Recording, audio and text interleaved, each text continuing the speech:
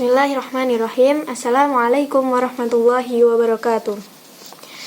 Innal hamdalillah nahmaduhu wa nasta'inuhu wa nastaghfiruh wa na'udzu billahi min sururi anfusina wa min sayyiati a'malina may yahdihillahu fala mudhillalah wa may yudlil fala hadiyalah. Pertama-tama perkenalkan, nama saya Maifa Fatia Salma, NIM 233111027 dari Program Studi Pendidikan Agama Islam UIN Raden Mas Said Surakarta. Yang saya hormati Bapak Ahmad Muhammad Musta'in Nasoha SH MHMA selaku dosen mengampu mata kuliah Pancasila. Semoga Bapak Ahmad Muhammad Musta'in Nasoha selalu dalam lindungan Allah Subhanahu wa taala. Amin amin ya rabbal alamin. Tujuan saya membuat video kali ini untuk memenuhi tugas tes tengah semester mata kuliah Pancasila.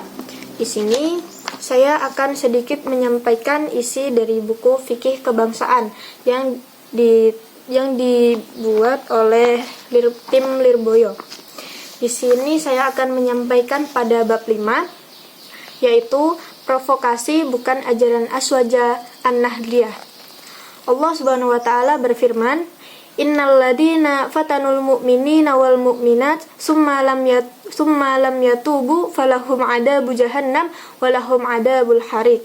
Yang artinya, sesungguhnya orang-orang yang mendatangkan cobaan kepada orang-orang yang mukmin, laki-laki dan perempuan, kemudian mereka tidak bertaubat, maka bagi mereka azab jahannam dan bagi mereka azab neraka yang membakar. Quran Surat Al-Buruj ayat 10. Yang pertama, ada larangan gegabah menuduh kafir, munafik, dan fasik. Al-Imam Abu Hamid Al-Ghazali dalam Al-Iqtisad fi Al-I'tiqad mengatakan, yang artinya, yang seyogyanya dicenderungi oleh orang yang akan menilai kufur adalah menjaga diri dari mengkafirkan orang lain sepanjang menemukan jalan atau takwil. Karena sesungguhnya menghalalkan darah dan harta muslim yang sholat menghadap kiblat, yang jelas-jelas mengucapkan kedua kalimat syahadat, merupakan kesalahan. Padahal kesalahan membiarkan hidup 1000 non-muslim lebih ringan daripada kesalahan dalam membunuh 1 nyawa muslim. Tidak dibenarkan memvonis kufur kepada seorang muslim kecuali diyakini kemurtadannya. Bahkan, bila terdapat banyak pertimbangan yang mengkufurkannya, sementara di sisi lain hanya ditemukan satu pertimbangan yang menolaknya, maka seorang mufti wajib berpijak pada satu pertimbangan yang dapat mencegah kekafirannya sebagai wujud prasangka yang baik. Tidak dibenarkan memastikan tuduhan syirik, kafir, ataupun munafik terhadap sesama muslim, sebab persoalan ini sangat berat.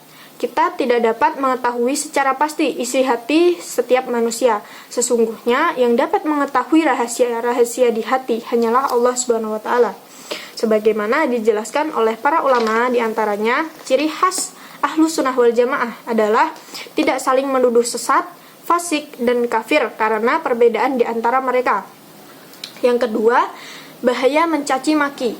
Rasulullah Shallallahu alaihi wasallam bersabda, Man ayyara akhahu bidan bin lam yatum hatta ya'malahu. Rawahu Tirmidzi hasan. Yang artinya, barang siapa menghina saudaranya karena dosa yang diperbuat, maka ia tidak akan mati kecuali melakukan perbuatan yang sama. Hadis riwayat At-Tirmidzi hasan. Ulama menjelaskan, menyebutkan aib orang lain tidak dibenarkan, kecuali dalam rangka memberi nasihat seperti menyebutkan kekurangan calon suami atau istri kepada pihak yang membutuhkan, menuturkan aib perawi hadis, dan semisalnya. Ulama salaf selalu sebisa mungkin menutupi aib orang lain. Gemar merusak dan membuka aib orang lain bukanlah perilaku muslim sejati.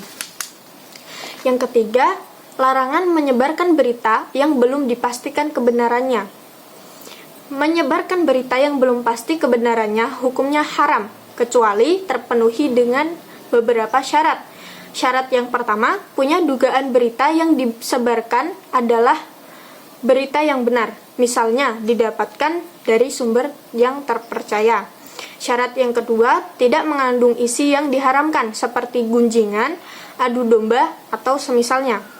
Syarat yang ketiga, tidak berdampak keharaman seperti menimbulkan keresahan masyarakat. Apabila terdapat keraguan atas kebenaran berita yang disebarkan, maka boleh membagikan berita namun dengan menyertakan sumber asalnya selama tidak terdapat isi yang diharamkan serta tidak berdampak keharaman. Apabila terdapat informasi yang menceritakan perilaku buruk seseorang, maka tidak boleh langsung dipercayai, apalagi membenarkannya dan ikut-ikutan menceritakannya kepada orang lain. Yang harus dilakukan adalah menilai terlebih dahulu apakah perilaku tersebut pantas dan bisa dilakukan pihak yang diberitakan atau tidak. Andaipun bisa dilakukan, maka juga tidak perlu berkomentar, namun lebih baik memilih bersikap diam. Terlebih bila perilaku itu tidak bisa dilakukan oleh pihak yang dikabarkan, maka dengan mengedepankan semangat husnuzon, hendaknya dinyatakan bahwa berita itu tidak benar. Dalam menyampaikan pernyataan kepada publik, langkah-langkah yang semestinya dilakukan terlebih dahulu adalah: yang pertama, menimbangnya dengan ukuran syariat. Yang kedua, mempertimbangkan dampaknya bagi publik, apakah menimbulkan dampak negatif atau tidak. Yang ketiga, tanyakan pada hati, apakah diterima nalar atau tidak. Keempat, bila bisa diterima, maka disampaikan, dan bila tidak, maka hanya boleh disampaikan kepada kalangan tertentu. Apabila tidak memenuhi prosedur tersebut, maka lebih baik diam dan tidak disampaikan. Dari beberapa yang saya sampaikan, kita bisa ambil kesimpulannya.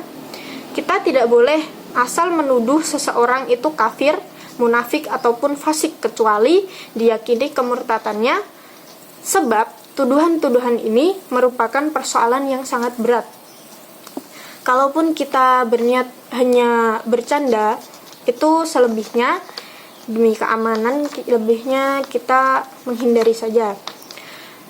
Bahayanya mencaci maki, tidak baik menyebarkan aib orang lain kecuali dalam rangka memberi nasihat. Gemar merusak dan menyebarkan aib orang lain bukanlah perilaku mukmin sejati. Allah saja menutupi aib kita semua. Masa iya kita sebagai ciptaannya malah menyebarkan aib-aib orang lain. Terus larangan menyebarkan berita yang belum dipastikan kebenarannya. Jadi lebih baik hal tersebut kita hindari, sebab kalau kita belum tahu sumbernya dari mana, kan belum tentu itu juga benar. Jadi lebih baik jangan suka menyebarkan berita-berita yang kita belum tahu dari sumbernya langsung, apakah itu benar atau tidak. Mungkin itu saja yang dapat saya sampaikan. Apabila banyak kesalahan kata, saya mohon maaf. Dan apabila ada kebenaran, itu datangnya dari Allah Subhanahu wa taala. Sekian dari saya. Wal muwafiq ila aqwamit thoriq. Assalamualaikum warahmatullahi wabarakatuh.